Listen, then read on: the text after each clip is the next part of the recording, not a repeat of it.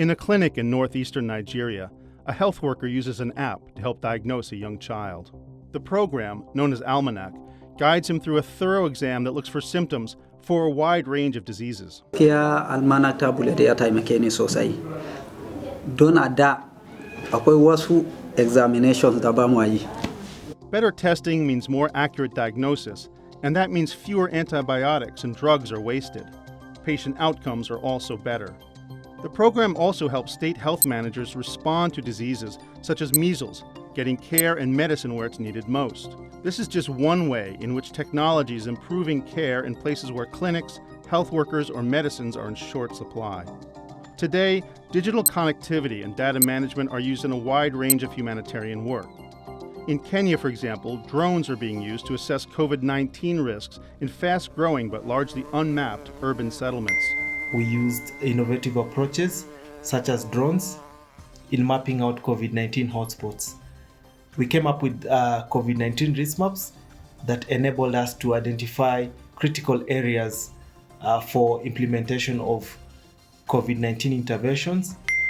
We also used drone and satellite imagery to assess and analyze the impact of the intensive desert locust invasion. So by getting before and after images of affected areas, we were able to assess the extent of damage to cropland and vegetation, as well as to understand the needs of the communities affected and to better prepare for any future invasions.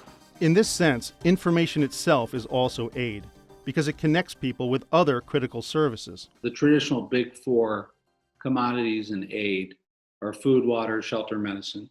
In the digital age, information connectivity is more important than these four traditional types of aid: food, water, shelter, and medicine, because connectivity comes before the ability to access these things. But as data becomes more central to humanitarian work, how do we ensure people's personal data are protected? The Red Cross and Red Crescent movement and other aid groups are working to improve practices. Some steps are simple. Don't collect data you don't need. With the Almanac program, for example, the identity of patients is never entered into the system. Some steps are more complex, involving international law. In 2019, the Red Cross Red Crescent movement secured commitments from state parties to the Geneva Conventions to protect humanitarian data. It was a first step toward legal protections for humanitarian data and a big leap for applying the Geneva Conventions in cyberspace. Ultimately, data protection is not a legal or technical problem.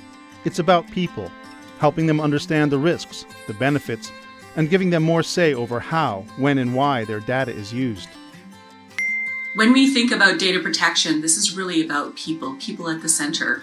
Affected communities have a right and a need to be able to decide what data is collected, how it's used, and why, and then get feedback on how that data is collected.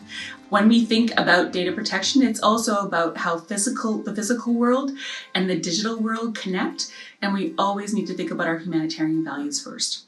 To find out more, see the other 2 videos in our series.